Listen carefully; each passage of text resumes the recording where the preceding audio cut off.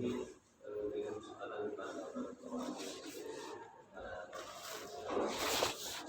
baik Pak, terima kasih. Bismillahirrahmanirrahim. Assalamualaikum warahmatullahi wabarakatuh. Ya, Saudari Devi Rahmadani ya.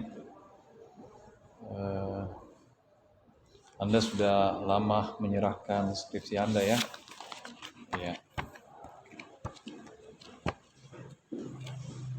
Dan saya sudah mempelajarinya ya terkait masalah analisis pertanggungjawaban terhadap barang jaminan gadai dari kerusakan dan kehilangan ditinjau dari perspektif ekonomi syariah. Lokusnya di Pegadaian Syariah ya, Wawah cabang Kota Kendari.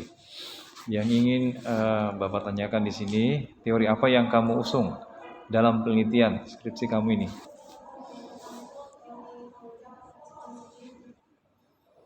Teori pertanggungjawaban. Yang kedua, ya, teori gadai syariah. Ya. Sudah tepat tapi masih kurang ya. Sudah tepat teori gadai syariah, tapi masih ada yang kurang, yaitu jaminan ya.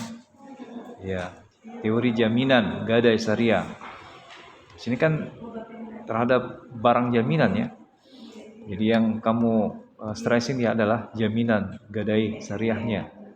Nah, bukan gadai syariahnya tapi jaminannya. Ya. Kan yang dipersoalkan di sini jaminan kan juga ya. Ya. Baik, ada beberapa pertanyaan ya. Pertanyaannya meliputi menguji atau uji wawasan ya, kritik dan saran-saran. Ya. Ya, di bab 1 pendahuluan ya, Saudari Devi tidak usah terlalu banyak mengutip referensi ya. Ya, bisa sih, tapi sekali-sekali saja. Jangan setiap halaman ini ada kutipan-kutipannya. Dan kalau perlu juga Anda menggunakan cara berpikir deduktif, yaitu dari hal yang bersifat umum ke khusus ya. Ada beberapa langkah-langkah yang perlu diperhatikan di dalam cara berpikir deduktif itu, seperti yang telah saya sering ungkapkan ya kalau menguji. Pertama adalah isunya apa ya, gejalanya apa, fenomenanya apa, masalahnya apa. Kemudian tidak lupa juga ada gap research ya antara dosen dan desolen, kemudian ketertarikan meneliti dan judul penelitian. Nah, saya ingin tanya ya, beberapa dari apa yang tadi saya sebutkan. Kalau isu penelitian kamu itu tentang apa sih? Isu penelitian kamu itu tentang apa? Tentang apa?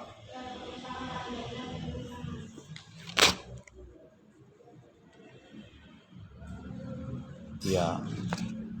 Jadi isunya itu kembali lagi apa yang kamu angkat di judul, yaitu masalah pertanggungjawaban. Bagaimana model pertanggungjawaban ya terhadap barang jaminan pada gadai syariah ya, dalam bentuk yang terdiri ya kerusakan dan kehilangan ya, ditinjau dari perspektif ekonomi syariah. Itu yang menjadi isu ya.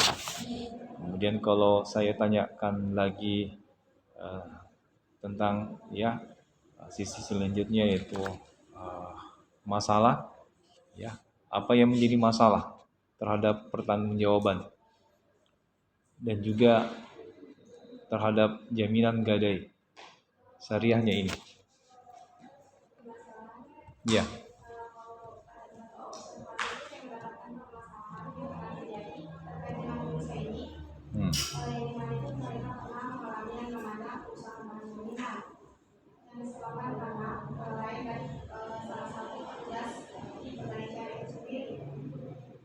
Ya. Lanjut lagi pertanyaan Bapak ya. Teorinya siapa yang kamu pakai di teori pertanggungjawaban atau biasanya dikenal dengan teori responsibility ini? Ya? Apa indikatornya? Indikator teorinya apa? Coba sebutkan. Dan di halaman berapa itu yang Anda sebutkan?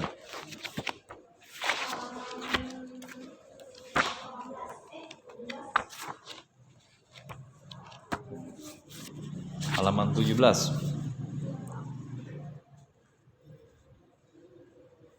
Di halaman 17 itu ada Kubler, Tutut, Endri, Purbowati.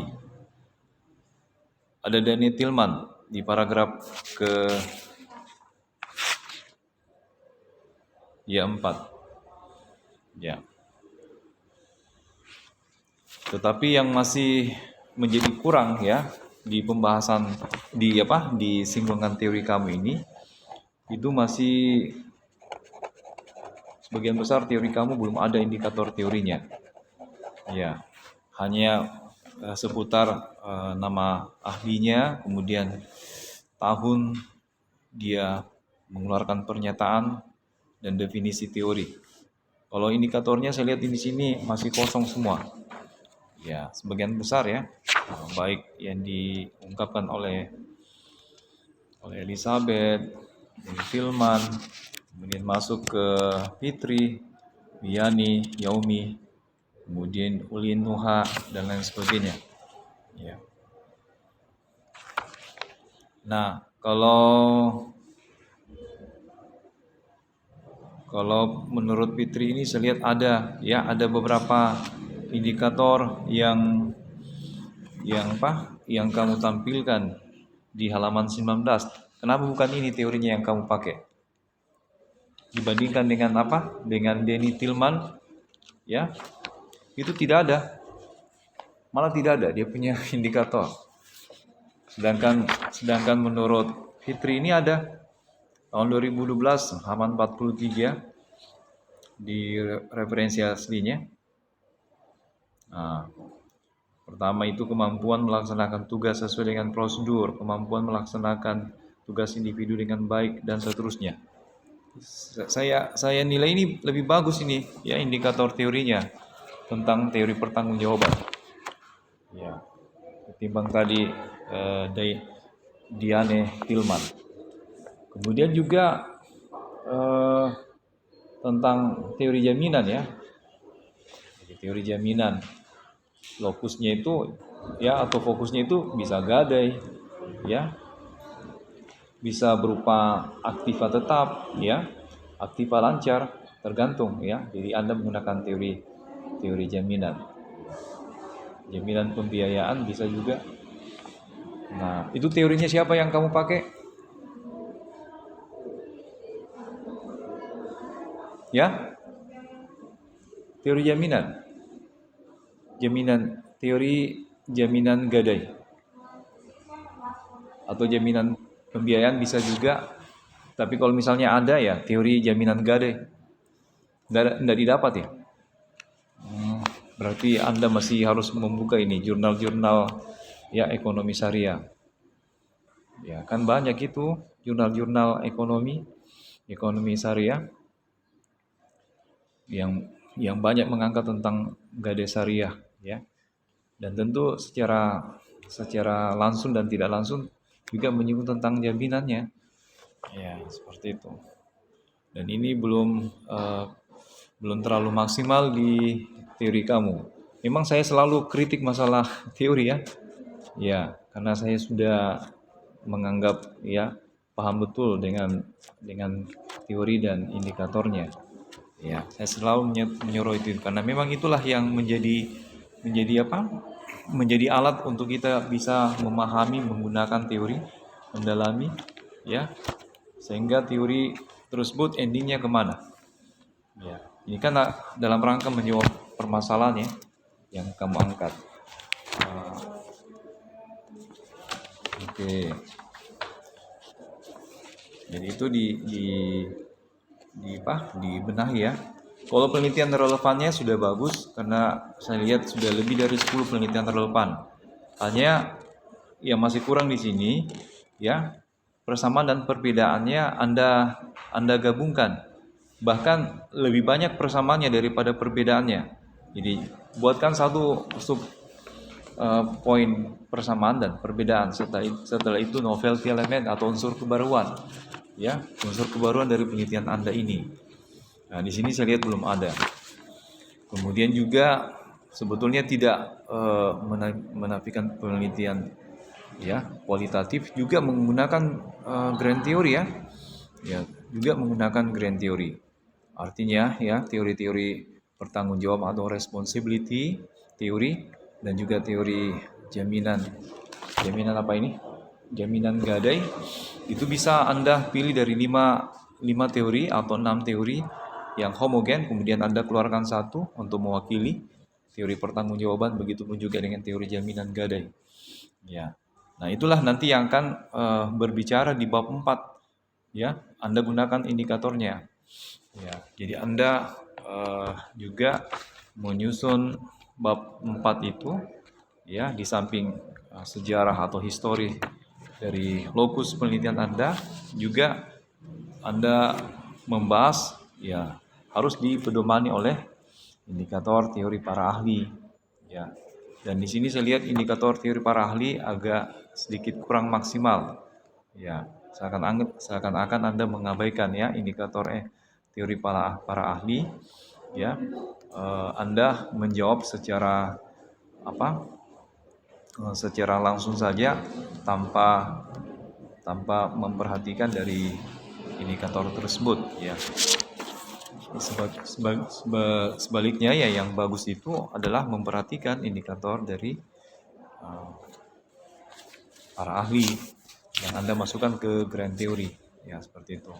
Kemudian menambahkan juga dari apa yang telah ditanyakan oleh penguji sebelumnya ya, di samping indikator teori para ahli, baik di teori responsibility atau teori pertanggungjawaban maupun juga di teori jaminan gadai atau teori jaminan, itu harus diteropong juga dalam kacamata ya, kacamata perspektif ekonomi syariah. Apa yang kamu pakai? Ayat apa? Ya, kalau teori pertanggungjawabannya itu Anda menggunakan ayat-ayat yang mana aja dalam Al-Quranul Karim?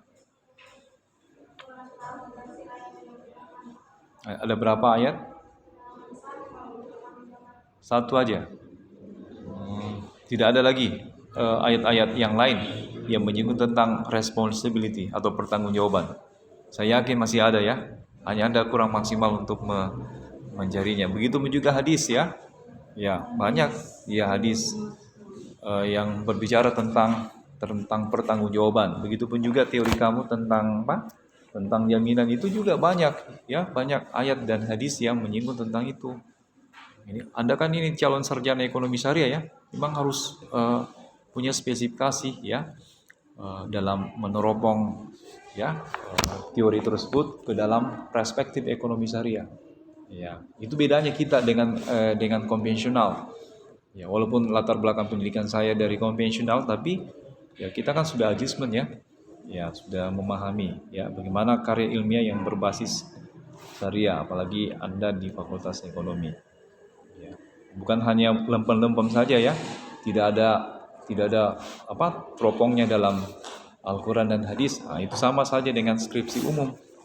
Ada umumnya ya. Ya. Kemudian kedua dari terakhir pertanyaan Bapak ya. Apakah Anda sudah menerapkan aplikasi desktop Mendeley? Belum. Berarti Anda tidak pamit ini. Mengutip tulisannya orang, ya, karya orang tanpa disitasi itu sama dengan pelanggaran intelektual ya. Harus Anda menggunakan desktop Mendeley sekaligus mensitasi ya. Ya. Belum mengerti Pak? Belajar di Google. Ya, ada tutorialnya. Bagaimana cara menggunakan desktop Mendeley. Ya. Ini berguna supaya plagiarism